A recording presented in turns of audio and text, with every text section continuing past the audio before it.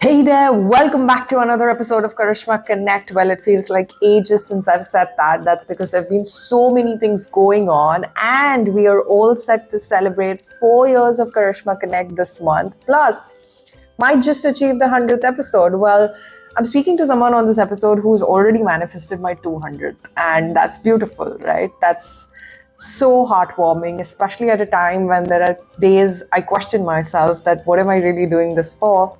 He's reminded me the purpose. Now, this is somebody who's an immersive filmmaker, an extremely passionate academician, somebody who's the assistant professor at American University of Russell Khaimah. But to me, he is the very kind Sabir Sir, who's always been very helpful to the point that this episode is shot on StreamYard, which he trained me to understand so that I could do better on my platform. That's the wonderful thing about teachers and mentors, and I'm so grateful for each and every one of them. On this episode, we talk about this research that Sabir Sir had included Karishma Connect on, and we talk about podcasting, about the future of the industry, what media and communications professionals need to know in order to drive change and impact, something that he's extremely passionate about, not just now, but for years that I've known him. Every person who has studied under his umbrella of work would definitely love this episode. But to everyone who hasn't, here's somebody who's extremely honest in his conversation, and there's so much to learn from that. So go check out the episode, and until the next one, stay tuned. This is Karishma, and I'll be back yet again with another great story for you on Karishma Connect. Until then, tada. So thank you so much, sir, for joining me on this episode of Karishma Connect. I believe this is the one episode where somebody will be more prepared than I am. And I can't beat that because that's where I got my skills from. And I remain ever grateful to you for that. But super happy to be exploring this conversation in a different light. Thank you so much for having Karishma Connect in your research as well. And yeah, looking forward to this podcast. Absolutely. I'm really thrilled to be in this podcast. And I'm going to be honest, it's going to be like a freewheeling discussion. Yes. And I will try to be I will try my best not to lecture because that's I tend to do often. So anytime you feel that I'm getting into that lecture mode, please stop me. But yeah, I mean, I have been involved in live streaming since COVID has had started in different forms, and I really feel that it has opened up so many new conversations, and I think yours being one. And I definitely, wish you all the best for all the future. And I think you just completed your 100 episode. Going to, yes. Yeah. So I mean, I was worried that we'll never get to meet until your 200 episodes. So I'm glad that I could I could make it early because we have tried recording many times. So I'm glad this finally happened. Thank you so much for having me on your show. Well, I'm glad somebody is manifesting that for me because it's something I wouldn't envision myself. So that is very encouraging. Thank you so much. Uh, so the first question I ask on this podcast to begin with is the journey itself, because I believe anybody talks about their journey in the best way possible rather than me kind of sharing it for them. Tell me about your journey so far in as much of a nutshell that you can. Yeah, I'll try to be brief and I'll try to be relevant to this whole discussion. So, um, professionally, I'm an academician. I am a full-time assistant professor at American University of Russell Khaimah. But I also see myself as a filmmaker, as a new media content creator, as a trainer, which sometimes works outside the university setup.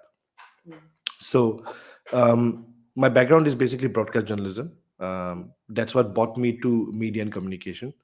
I was I would say privileged to study in one of the best institutions in India. I completed my master's from Mass Communication Research Center, Jamia Millia Islamia, and that kind of really molded me to who I am today. Um, then uh, I worked independently as a documentary filmmaker. I was one of the first few professional non-linear video editors in Delhi. Also quite happy because I got to work in some very, very interesting projects. And then I joined full time. because my mom didn't understand what's a freelancer. I'm sure now anybody who's watching and who is a freelancer would not have to explain themselves that much. But back in 2002, 2003, 2004, it was a difficult thing to explain to people what is a freelancer. So I had to join a full-time job, a stable job. So I joined NDTV, and I worked there. So I have that broadcast television filmmaking, and then kept somehow, I mean, I got into teaching, and because I was invited for a lecture, I applied for a job around the same time when I was doing my master's. So actually I started teaching, and I got into academics, when I was doing my master's.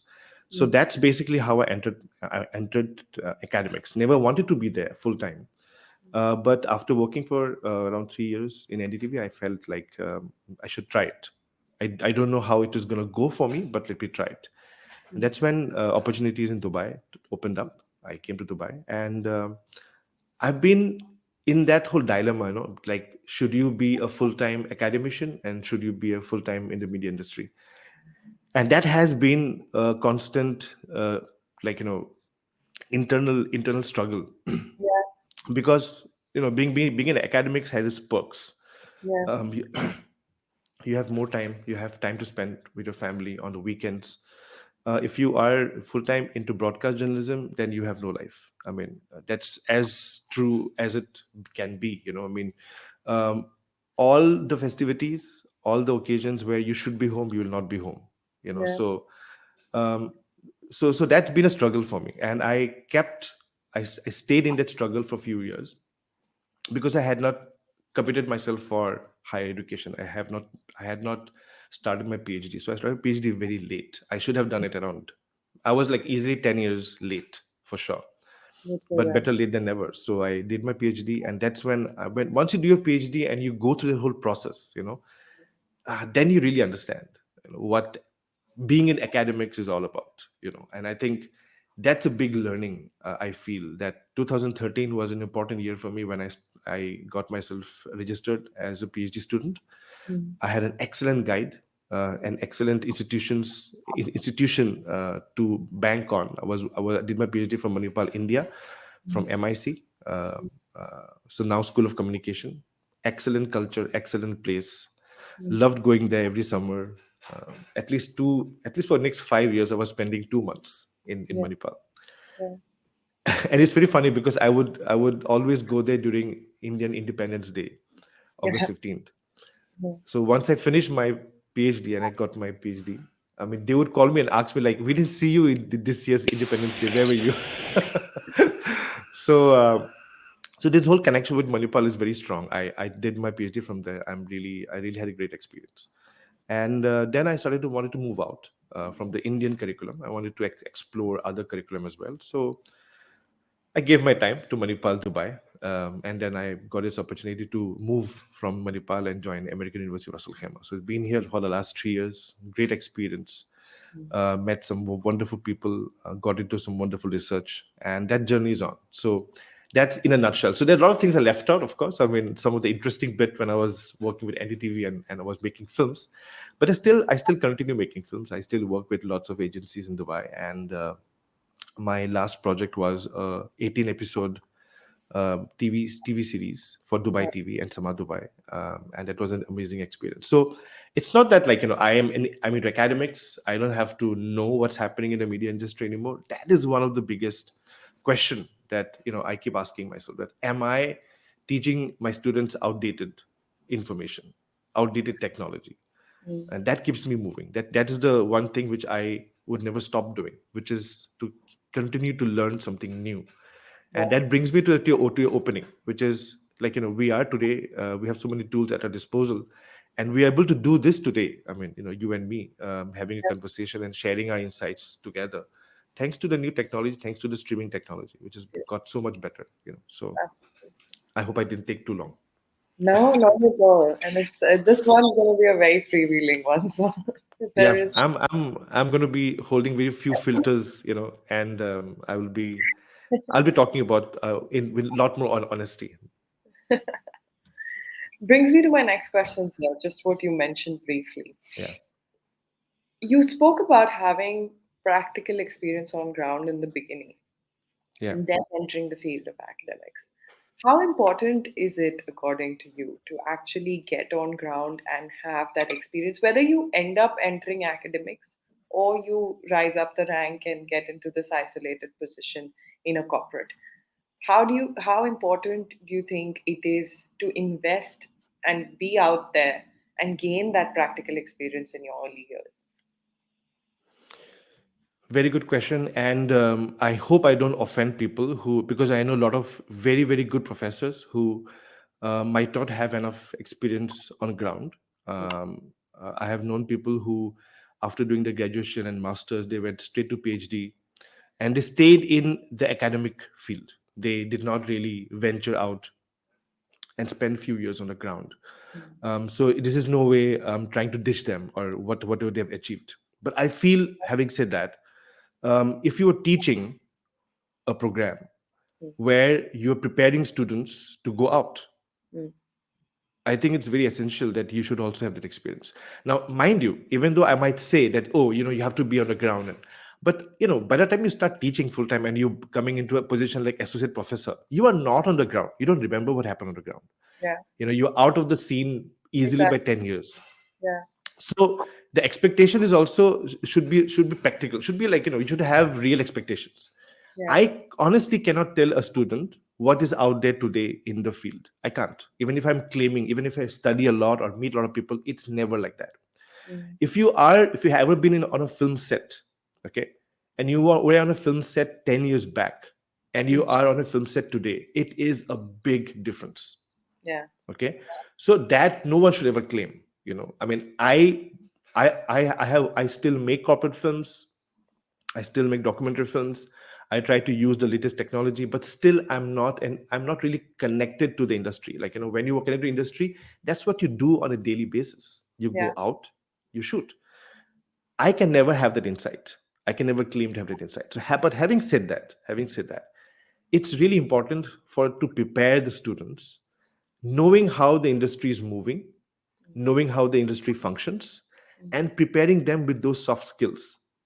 And that is something which a professor who have been on the field and who is connected with the industry, either meeting regularly with industry professionals or bringing them to the university, sharing their insight with the students, that is the only way. And I don't think there's any other way of explaining it.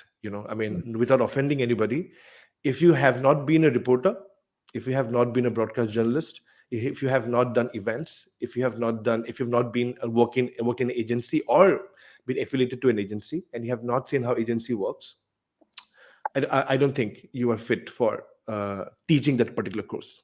You yeah, might get some knowledge by reading books, meeting people, but it will never be the same. Also, just because you were there does not make you a good teacher. yeah, Also, there are a lot of people I know who have great insights, but they are not able to translate that into small chunks of information that the students can actually learn from. Like, they yeah, have so much, but they cannot share, or do not have the understanding to share it the way they should in a mm, classroom setting. mm, So it works both ways. mm, I know people who claim to have been in industry for more than 20 years, and they're just getting into teaching now. But I can mm, tell them for sure it will take them another 5 to 6 years to really understand how academics works and how it should work. mm, There's a certain standards. If you work in different settings, be it British or American or Indian, there are different settings. There are different setups that you have to follow. How you are making assessment, how you are organizing your lectures. I have known people who have said, I know everything, yeah, I can go and teach. yeah, You know, I have so much of work experience in the field. It is like, that claim is completely baseless until unless you know how academics works. And it yeah, took me many years. It took me many years to understand how to organize a lecture. There was a time when we were told that you don't have to plan for your lecture. mm, If you know the subject, you can teach. That's yeah, not true. That's not true. I'm sure when you went to Singapore and you came out from Manipal, Dubai, I'm sure you must have seen or have experienced faculty who are way more organized, who yeah, who who tell you the learning outcomes in the beginning and tell you learning outcomes at each lecture. yes, Now yeah, we have a lot of regulations and accreditations. Every university is going through it, and they have really put those measures in place. But when I started, no, there mm, was nothing. It was bad. And I can tell you that I feel really bad that I have spent those years. I don't know Yeah. how much impact I had with the students, but definitely I was not prepared to teach, and nobody prepared me to teach. Mm. But now I think you have lots of resources, lots of training that goes through before you become a full-time academician, and that's really important to mention. But when do you know it's the right time to take that decision? Like, is there something that is there something that you kind of realized led you into understanding that, okay, I can become a full-time academician and beyond my other job? Yeah, I mean, you have to try it once. I always suggest people become adjunct and understand how a university functions. Mm. That will give you enough understanding if you're fit for it or not. I mean, at the end of the day, you have to enjoy what you're doing, right? I mean, if you still have your heart in full time as a media professional, please do so. And if you want to dedicate some time in training other people, in sharing what we have learned in the industry, but just not sharing as a narrative. Most professors, I'm sure you will understand, would just come and tell you a story, right? Exactly. Yeah. That's not the way. You can come and tell a story for one class. I mean, what how are students going to learn from your story? Are you going to tell a story every class? That's not how it works, right? So I mean, as if you're an adjunct faculty, you should come in, you should understand how you have to frame your lesson plan, how you have to really, like, preparing the lesson plan is something which they have to spend a lot of time. Everybody should spend a lot of time. Mm. How you're going to get the assessments, how your assessments really measure up with the learning outcomes, you know how much to be the weightage of your assessment. There's a whole lot of training required by faculty on just framing the right assessment. Yeah. you know so all that you will learn if you're an adjunct faculty. Hopefully, if you are in a good institution, then they will give you all the material. You learn how to do this. If you like that whole administrative process, Mm. it's just not teaching, right? There's a lot of administrative job that you have to do. If you enjoy that and you can do that full time, Mm. well, then the academics is a place for you. Yeah. But if you can't and you want to still be connected and still, you can still continue to be an adjunct faculty. So for me, I realized that I can do this better, and I need to continue learning how to teach better, how to prepare better assessment, how to change my pedagogy to really match how the learning outcome should be. And that is a continuous learning process. I mean, I cannot claim that I have aced it now and I don't have to, like, really follow the literature or the discussions around pedagogy. Of course not. I mean, we have faculty development program at the end of every term. There's always something new to learn. Mm. Back in Manipal also, it used to regularly happen. Yeah. Here at EURAC also, it happens regularly in every term, and it's always a nice learning experience. I mean, learning something new at the end of every term. And I kind of try to change my teaching methodology. I try to incorporate changes to my lesson plan, and that's I think is the key if you want to stick to a full time or you want to stick to adjunct faculty. Mm. Mm. And then tell me about the research that has something in common for both of us, but majorly Absolutely. for you. Tell me about what has been discussed, the Wow, process. that research. Research has a lot of process.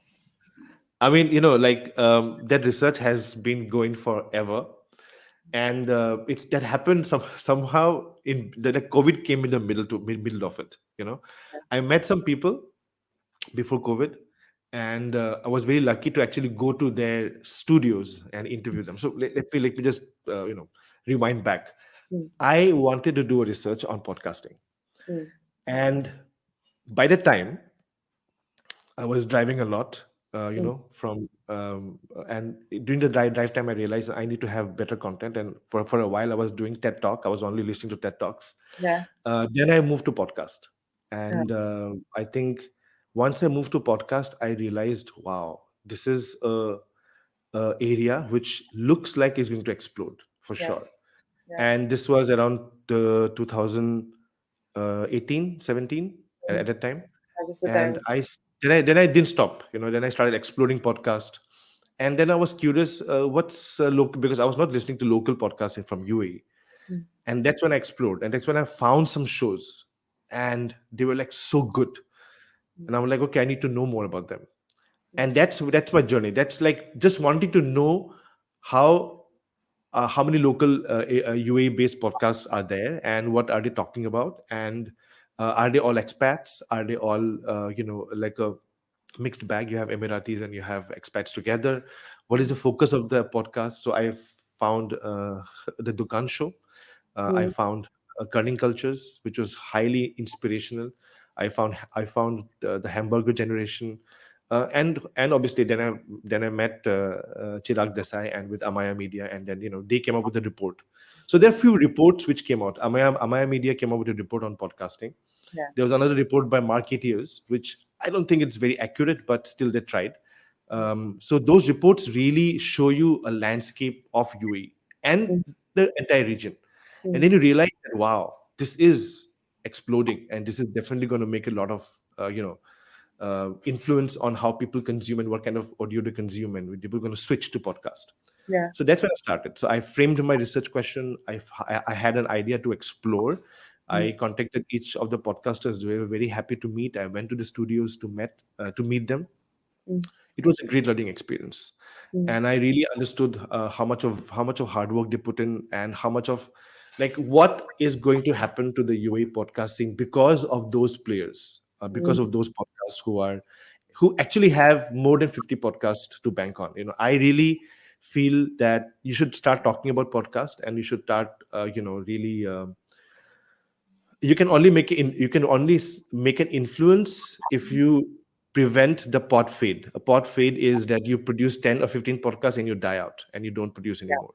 Yeah. And that happens very often. Out of, I don't have the exact number, but out of every podcast that is today, more than half of them are going to die. Yeah. Okay, they're not going to be there after 10 to 15 episodes. Yeah. It requires a lot of motivation, and depends what you want from that particular Yeah. effort. Yeah. So that's when I met all these amazing podcasters, got really inspired by them, and I kept exploring. And then COVID happened, and then COVID was not particularly great for podcast. I'll be honest. I mean, Yes. the data is clear. So people gravitated towards live streaming, and that's what happened. Everybody was online all the time during COVID, and I think that kind of really had a influence on the way podcasts were put. But after COVID, and then we had people again being mobile, Mm. people on the roads, people figuring out what's the best content to hear. Mm. I think podcast again came back into playing a big role in the ecosystem here. So I continued my research. So it's a long research. It took me more than 2 years because I kind of stopped during COVID and I didn't want to do it. Finally, it got the journey for completing a paper and journey until the paper is published is very painful and very long, Yeah. and you need to have a lot of patience. If you do not know how to A lot of game time. it, I know, I mean, I realize it. It's you have to game it. You have to game this whole process, and it's I'm not really happy to say that, but people find ways to get things published as soon as possible, and they kind of game the entire. It's like, you have to game the algorithm to really get viral, right? Or to stay viral or whatsoever. Same goes for research. It's no different. You have to know how to game it. You know how you can get more citations, and so it took me a while to publish, but I went through that process, and It's a finally. process. I think even it's also an emotional process. I feel having been through it for one, like just with one paper so far, but it's a very emotional process because you go through so many ups and downs. Of course, also depends on the type of content you're dealing with. If you're dealing with a degree like a literature one, you're only dealing with like a specific set of books and an author, so you're Yeah, kind of stuck correct. onto that, and it takes so much out of you. And like you said, that motivation is very important to kind of Yeah, I mean, if you want to publish papers, for example, moving away from podcast, but if you want to publish papers, for example, you really need to have a thick skin, because you will get rejected more often than get accepted. um, and I think every discipline is different. If you are from biotechnology or science and you're doing scientific study, it's a different kind of a struggle. If you are doing a research on social sciences, it's a very different. And you mentioned, you're right, English, very different journey. So I cannot say something which kind of kind of connects all the different disciplines together. But the one thing is for sure, it requires a lot of perseverance, and if you really want to do well, you have to really know how to game it. And by now, I think I kind of know. I find it distasteful, when your end goal is just to get more citations and just get more papers published on Q1, I think that's not why you should do research. I think that should not be the motivation factor. Yeah. And it really, I really feel very angry at times when that becomes the only motivating factor for academicians, because the entire growth depends on that. They cannot become an associate professor if they don't have a certain number of publications under the belt. They cannot go for become a professor. So the entire system is rigged, to in such a manner that now we have so many fraudulent practices in this area. That's precisely because of that. you know that the entire motivation for faculty to do research and get published is to get promotion, is to get um, some incentive that the university provides. If you publish on a Q1 or a Q2, you have certain incentives. That should not be the motivation. The Yeah. motivation should be that you want to contribute to this area that you love, Yeah. and you want to find answers. You want to help the industry. You want to change and understand people's perception. I mean, we at least I am very lucky. I am very happy because I work in a field which really makes a lot, which really runs the world. Mm. Yeah, vaccine are important. You'll die if you don't get the right vaccine. But worse things can happen if you are getting wrong information and you're misinformed, right? Yeah. Science communication, it's not about just scientists making vaccine. It's like, how do you able to convince people that this vaccine is good for you? And that's all to do with communication. And if somebody is motivated to understand that and publish papers and in return get some citations, good, that's great for them. But that should be the motivating factor, Yeah. Very true. not, oh, you know what, this area can get me more citations, or I can wing this way, and I'm going to do my next few research on this. I'm going to replicate the same findings in 4 research papers and get all citations and all that. That's that's a lot of BS, Yeah. that you should not be doing that. And I think that's what really angers me to a certain extent. Like, what is the motivation for doing research? What? Mm. And I think most academicians will say, uh, I want to get promotion, I want to get incentive. And why? That's that's really sad. That's really sad, I feel. I think that's also something common to other fields. I think it kind of ties back to other industries as well, wherein the Yeah, motivation often ends up becoming all of this rather than the fact that yeah, you're, you are slave to the algorithm. yeah, Like everything. The market forces decides today what you should talk about. Maybe you should not talk about that. Maybe this is not the right time. yeah, But you'll talk about it because that's what the algorithm is telling you to do.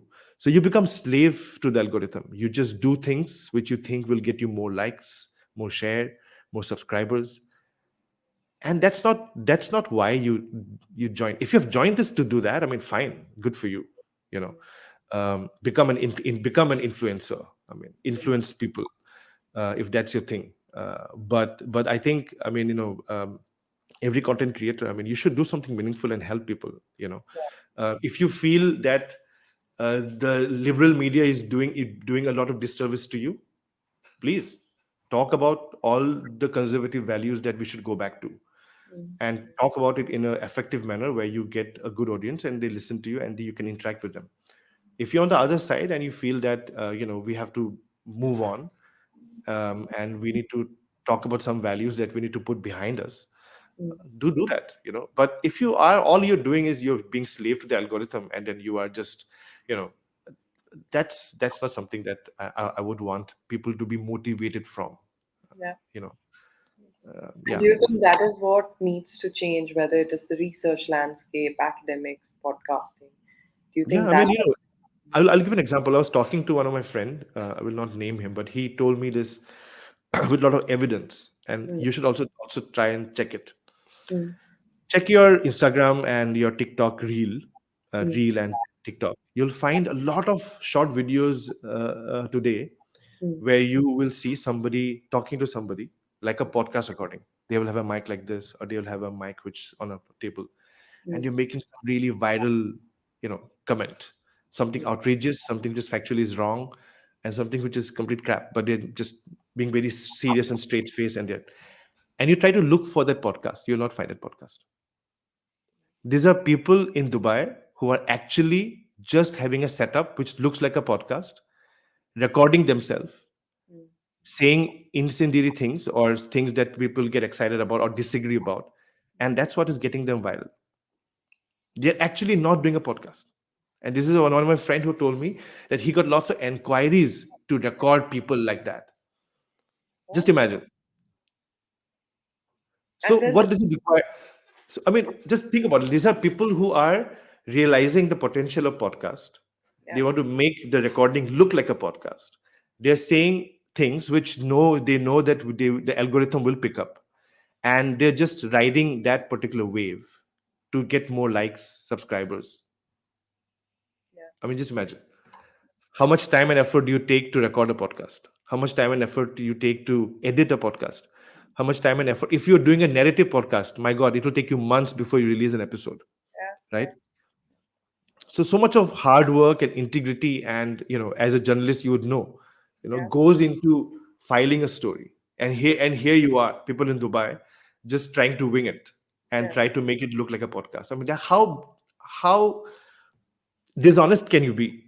yeah, you know and what are you really doing to this whole medium?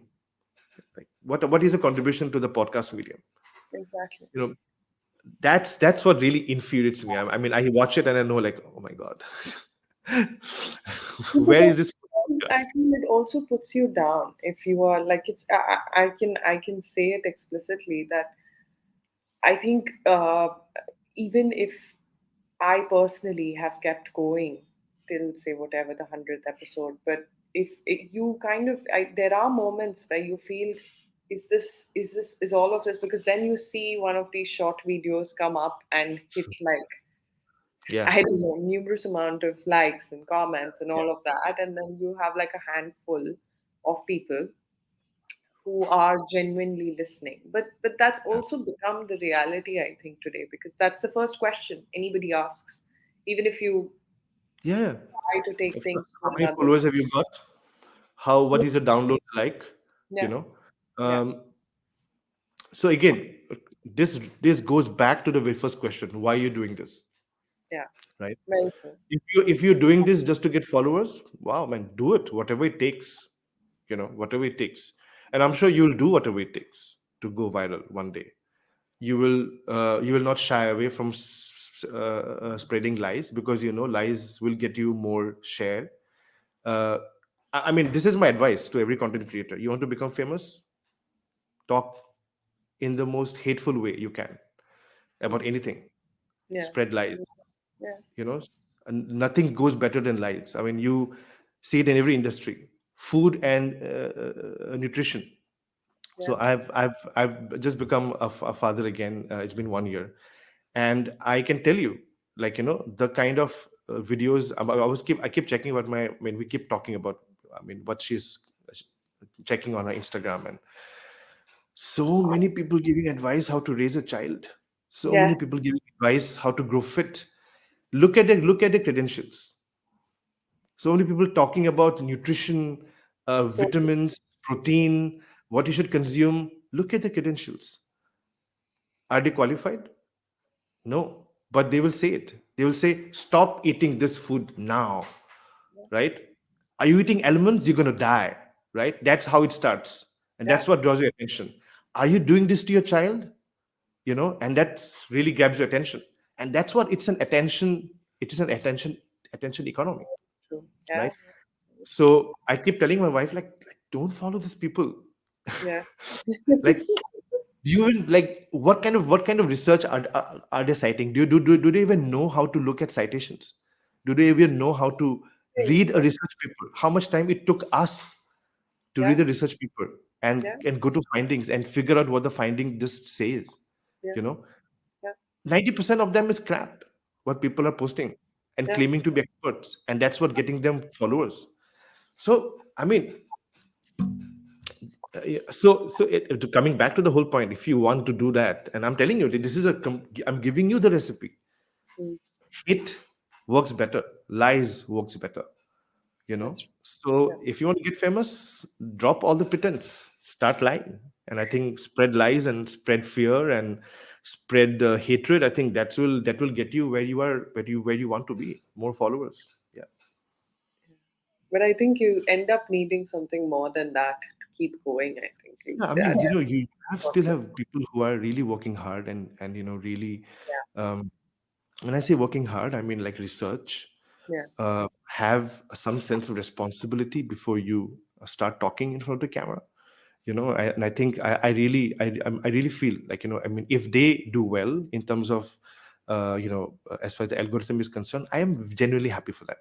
I feel mm, genuinely happy. This person who should have a bigger audience, yeah, and and also I also feel that, I mean, in terms of you as a content creator in particular, you have been actually able to really go across the board and touch upon various facets of one's life, be it you're talking to entrepreneurs, you're mm, talking to content creators, you're talking to small business, big agency, mm, so you are really going out and bringing those voices which we don't get to hear or we don't understand, yeah, even if it makes a difference to 10 individual, very true. because it is so niche that it only appeals to maybe 10 people now, but Yeah, it is going to be there.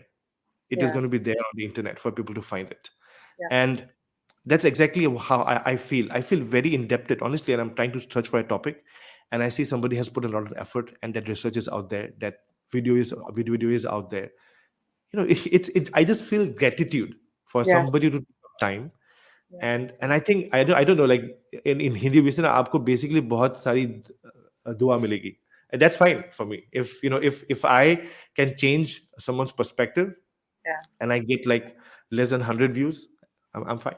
I don't need more, right, so but at the same time I also feel that you have to do few things to and you have to put an extra effort to make it count, and because the motivation should also be there, that this is important, I'm talking, but I want to reach out to the maximum people I can, so I'm not saying to be a slave to the algorithm, but you have to still you have to still change your tactic and mm, change the format, or change the way you kind of upload the video. And are you creating a promo, are you creating some short videos which goes to YouTube shorts? I think those are very effective. I think YouTube is fairly doing a much better job, although mm, they still cannot differentiate between hit rate and real news. um, I mean, it's a work in progress. But if you yeah, compare with all the platforms, I think YouTube is far more honest. Snapchat is very much honest. The most dishonest is definitely Instagram, and TikTok. I put them together. I think they're the most dishonest platforms.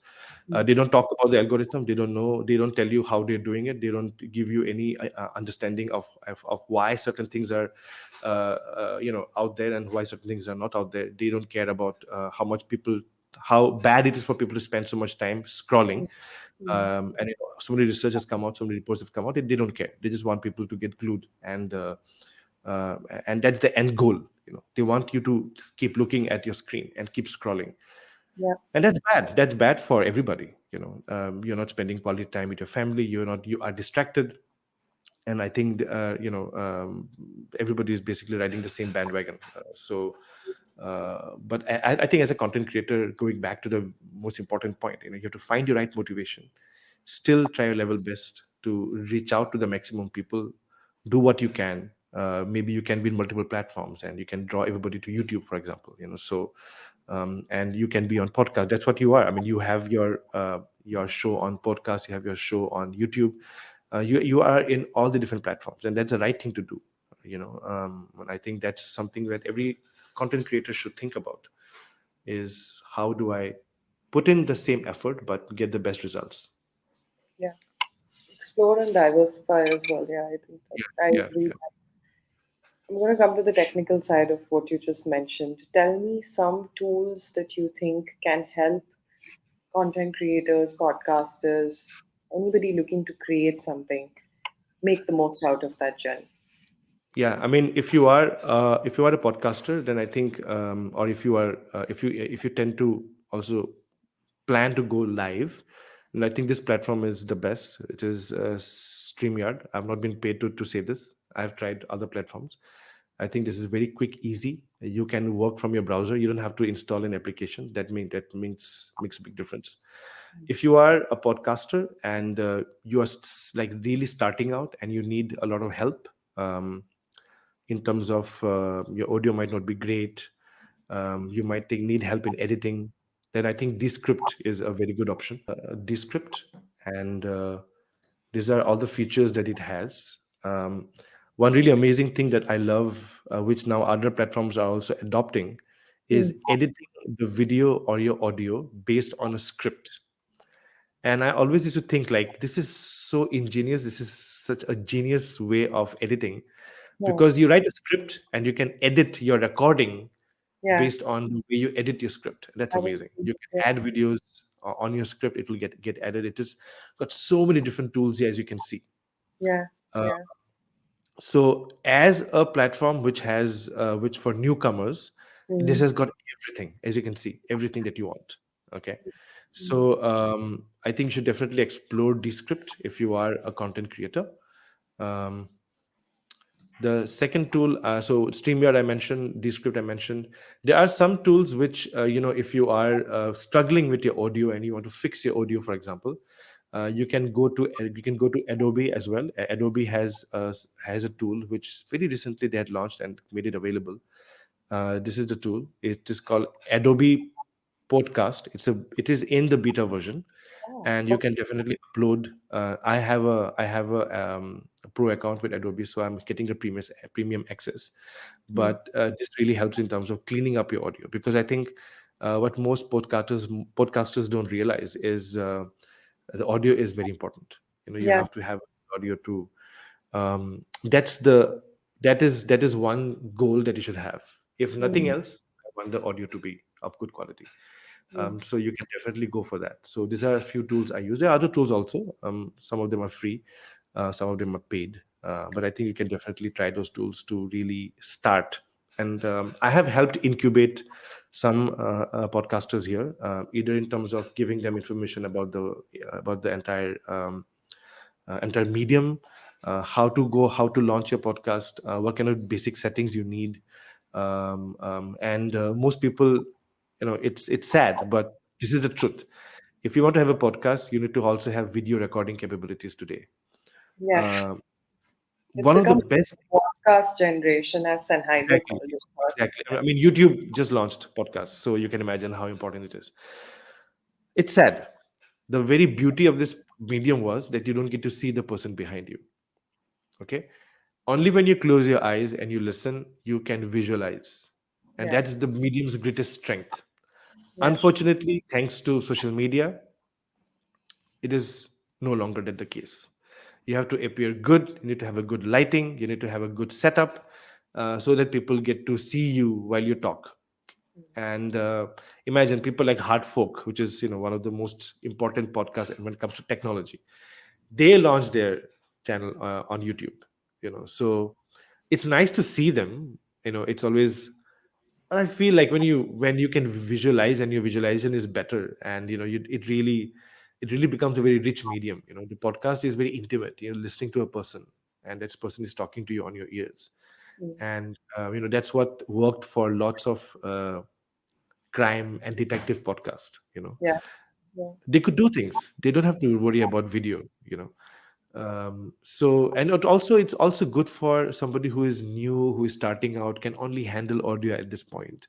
It's too much to ask for somebody who wants to start a podcast today, like, hey, get your video gear also. Where is going to get the money from, right?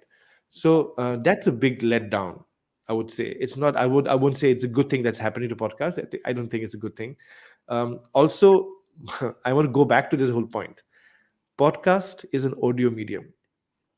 How much people are investing to make it audio rich? Yeah. That's an important question. I mean, how much are you contributing to this whole medium to make it better, bringing rich and interesting way of telling a story? You have narrative podcast, you have interview based podcast. So and there are lots of other genres in the middle. So I feel if the medium is not benefiting from it, I feel then it's a waste. you know Yeah. so more people coming to podcast, that's good for the medium, but it leads to less innovation, it leads to less experimentation, and that's what really saddens me as a media professor, as somebody who have seen how from radio we have come to podcast, and how it is really an amazing thing to happen. Like, there's no question about it, but I just feel that video just puts a lot of pressure on people, and they kind of mostly fail in that whole process. It's not easy to integrate video with podcast, and it takes money. See, it Yeah. also takes, I feel it takes a lot. Both the platforms are very different. When you do an audio podcast, sorry, when you do an audio podcast, you're not restrained by what I have noticed on Karishma Connect is that uh, with video, the length tends to get shorter. That's what I have realized over time. Whereas with Mm. audio, you could have an appetite for something longer True, because true, people true, are true. listening to it over your headphones and Yeah, they're I mean, carrying. and you can listen to a podcast over many days. I have had Exactly. I don't mind. I mean, I hear a podcast and I have something to do, I stop it. Or I am, doing some mundane job, Yeah, cleaning dishes, and I'm listening. I often do that. I mean, when I'm doing some mundane job, that's the first thing I do. I switch on a podcast, yeah, because, that part of your brain is engaged and you're getting to learn something new while you're doing like a mundane job. And that's beauty of the medium. That's the beauty, exactly. and that is being taken away by social media. Absolutely. I mean, Because imagine the whole pressure of you yeah, know getting this set ready for myself. you know exactly what I was going to say. Yeah, I would not care if it's a podcast. I feel like talking, I want to record something. I just get out a blanket, open your microphone and start recording. You do your research and suddenly you have this spark and you want to talk about it, you record your podcast. yeah, Now you're like, oh, I get the lighting right, and again, me being myself, I'm really like, I mean, I have a green screen as well, you know and I can do the green screen, but it's going to take me a lot more time in post. So yeah. it's just an added stress and tension for a podcast, and it just takes you. And obviously, where are you going to take this attention away from the content, from how you're going to record, so that suffers at the end of the day. So it just feels sad, I feel. It's ironic that we're having this conversation at a time when I've been considering all these factors in the Yeah, I long-term mean, sustenance of a imagine we could have done this recording so many months back if it was only audio, for example. you exactly, know so that is something which I feel is a limitation, but you have to live with that reality. yeah, So if you're a podcaster, this is the reality. I mean, you have to face reality. I mean, there's nothing you can do about it. Might as well like sail through it. adapt, And see what the next thing brings, next change brings. absolutely. Yeah. I want to ask you this question. AI has helped in the space of, say, podcasting. Yeah. But tell me something, how has it affected research or the writing side of Yeah. research? So first of all, I think the academicians can feel as threatened as they can be. That's not going to change anything. What was the first reaction when ChatGPT came? Ban it, Yeah, shun it. yeah. Schools did it. All the universities did it. They got infuriated the whole idea that, oh my god, people are going to start cheating, big time. Mm, Everybody kind of hated it, but mm, everybody started using it. You know, mm. it's Yeah, funny. Like, that this thing is good, yeah, but you still have all the negative feelings basically around it, and that's yeah, exactly what happened. yeah. Think about it. Calculator was banned in universities during exam. Now it's used. Now it's used. Yeah. Now it's inevitable, right? So when calculator came, all the mathematical teachers were like, "What is this? The, our kids are going to get more dumber. They're not going to do calculation."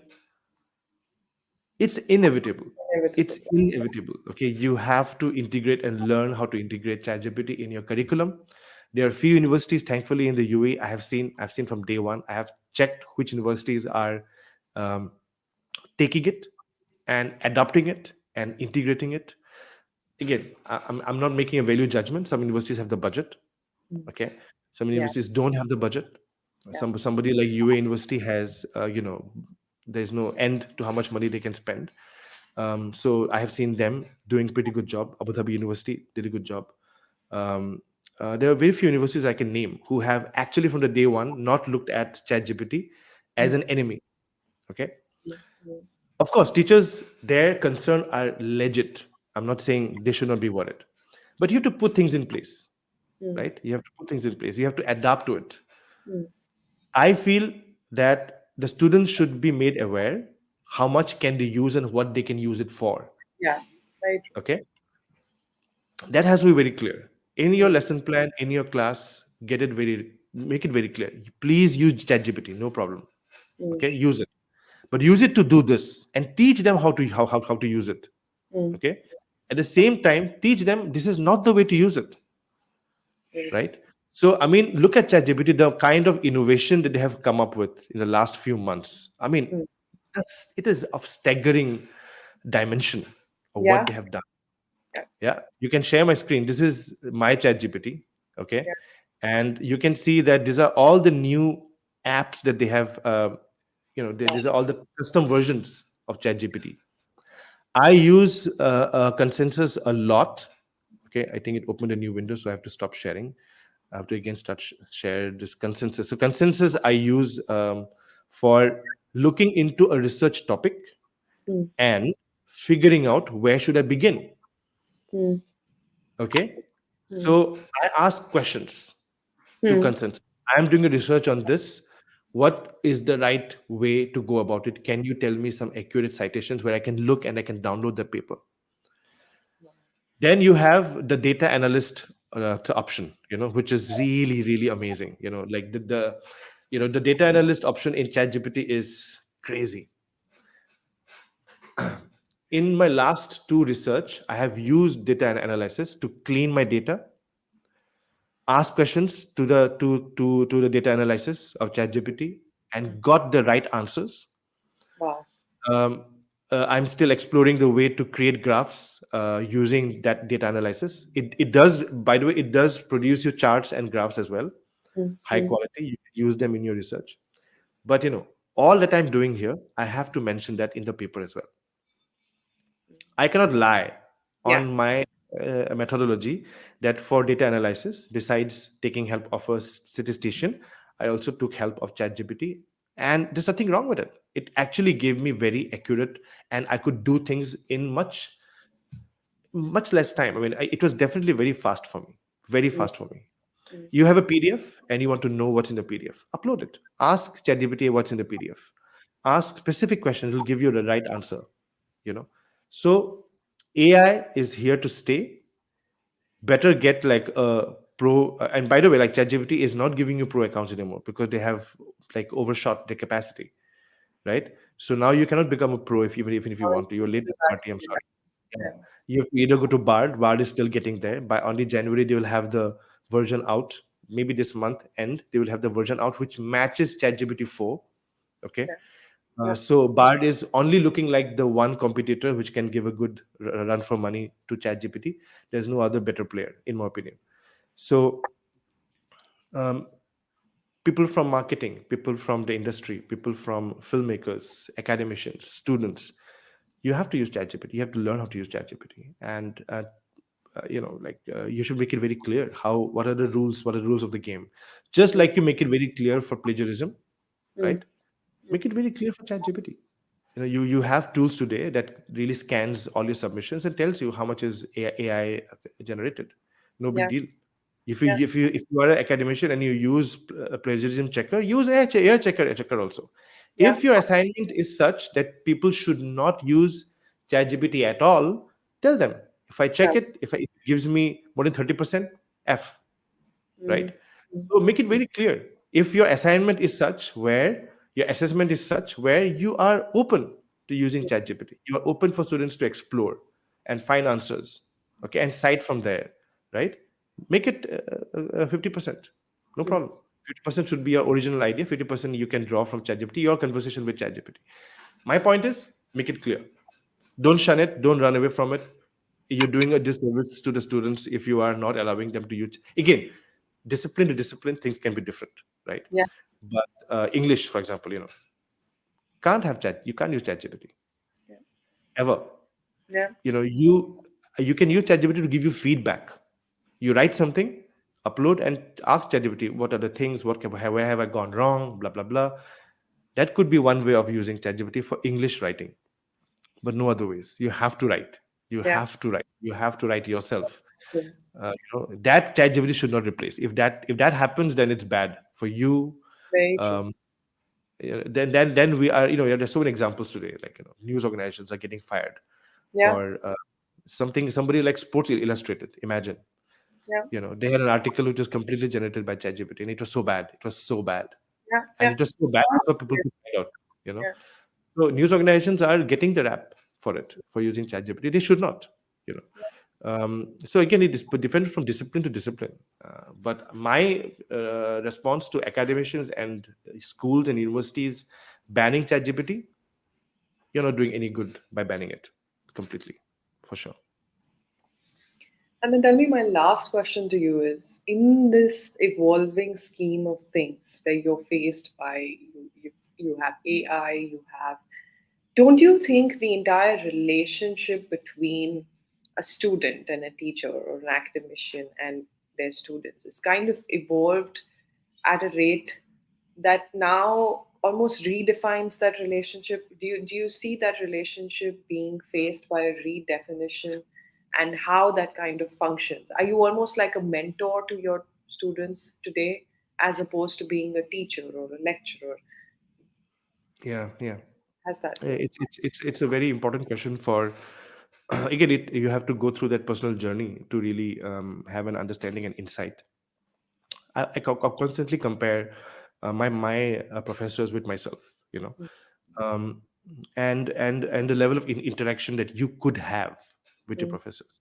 mm, um, and obviously, again, discipline to discipline. I can only talk about mass communication, and I do not have any experience of science or any other discipline, for example. But I personally feel that the kind of mentorship that you can provide mm, to your students, again, in a very generic way, can really change somebody's life. mm. You um, and again, there's a very big question as to how much you should get involved, you know Yeah. in the professional journey of your student as a faculty. But I think if the student wants and seeks your guidance and feels that you can really make a lot of difference, I think you should definitely try to do that.